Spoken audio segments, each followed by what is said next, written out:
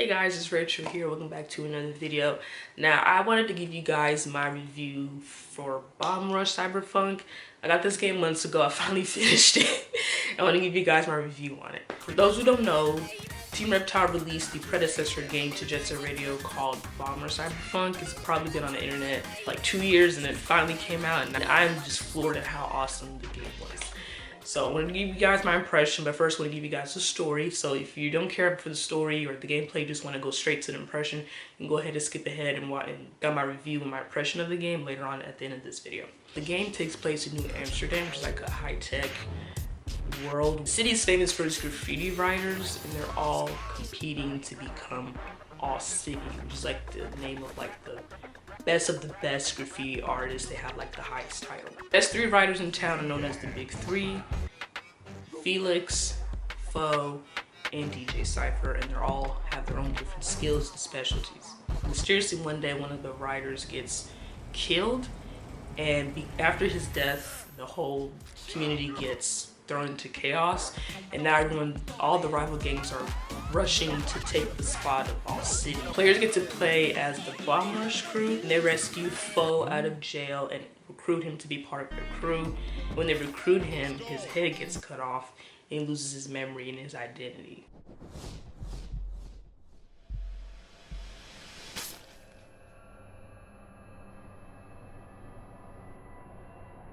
So your goal is to find his head and restore his memories and his identity and become one of the best crews and gain the title of All City. So for the gameplay, just like Jet Set Radio, players get to traverse around town, grinding, jumping, and skates, but they added a BMX bike and a skateboard. And players also get like a booster that kind of helps you speed up and accelerate and jump across different buildings if you need to. And players get to grind around the city to paint or bomb different graffiti across the town to increase their rep. And players get to explore and occupy 5 different cities. My favorite city was definitely Matan. I don't know how to pronounce it, but it was the coolest looking one.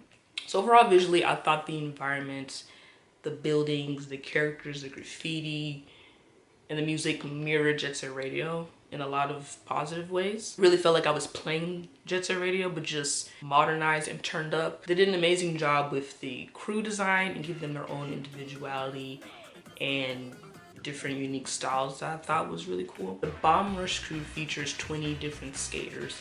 Some you get during the game and some you get post-game, and you have to unlock them all in different ways and find where they are and add them to your crew.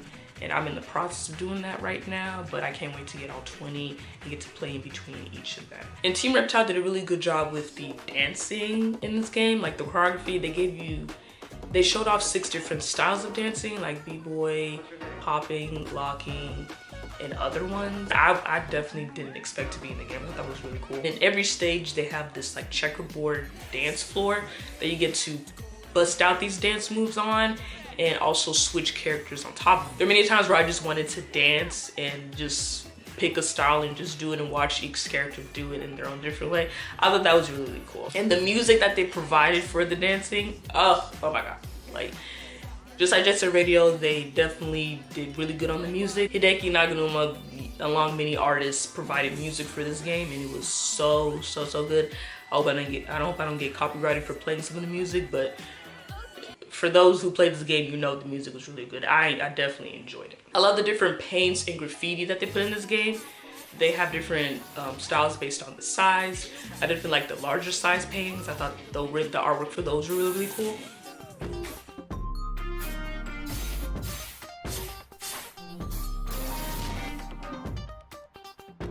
They provide different outfits for each player that based on the season, summer, winter, fall, and spring, that each character gets a different outfit for, which I thought was awesome. I would definitely go in the porta potty and change my outfit every now and then whenever I felt like it. I did enjoy the skating. I was switching between going biking, the inline skating, and the skateboard. I think I enjoyed skateboarding the most, but I did like the different varieties that they provided players to get around town, which I thought was really, really fun.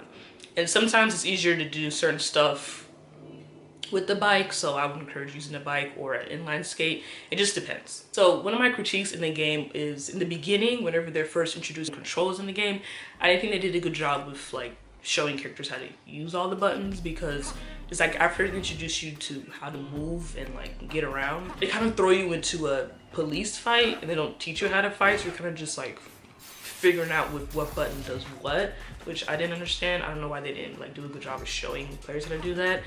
I also didn't care for the map. The map just shows you different dots where you need to go find the different graffiti spots, but it doesn't give you much detail on where you're at, what city is where, and where to find stuff. So you, after missions or objectives, I would be lost trying to figure out where I'm at, where I need to go, and like where something is located. So that's one thing that I found kind of annoying. I was like lost most of the times. I didn't know what to do.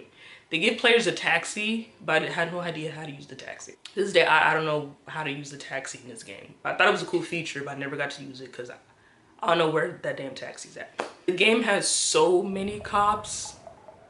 It was very annoying because they would have cops with rifles, regular cops who just shoot you, plain, or just kick you. Also had cops with shields that would really bump into you.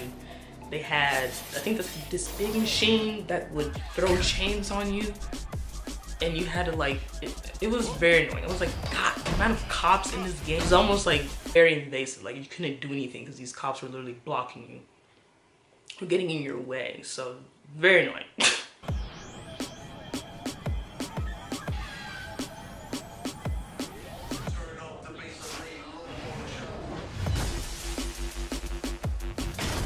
Overall, I like the game. I think it's very, very fun. It is challenging, at least for me. I had trouble during certain stages. Overall, I don't think the game is better than Jet Set Radio, but on its own, I thought the game was awesome. It does a good job as a predecessor because you know where it gained its inspiration from, and it's a very fun game. I think for new players and players who play Jet Set Radio will like and enjoy the game. I've seen positive reviews all around, and I highly suspect the sequel probably on the horizon somewhere. So yeah, overall, I thought the game was great, minus those critiques I've had. I finished the game and I love the ending, so I'm gonna go back and get some characters, go back to some graffiti spots I missed, and look for that taxi. I need to find that taxi. But yeah, that was my review behind Bomb Rush Cyberpunk. I love the game. I hope you guys do too. And if you know you're waiting on your physical copy to come, just wait on December. It's a month away to get your physical copy, and you can play it and try the game for yourself. So yeah, overall, this was a really great game. Thanks for watching me this far. I try to post videos on my channel as frequently as I can on Sundays. I'm not always successful, but yeah, thanks for watching. Follow me on my social media. I'll put the links down below in the comments. And yeah, that's it. I'll see you next time. Bye.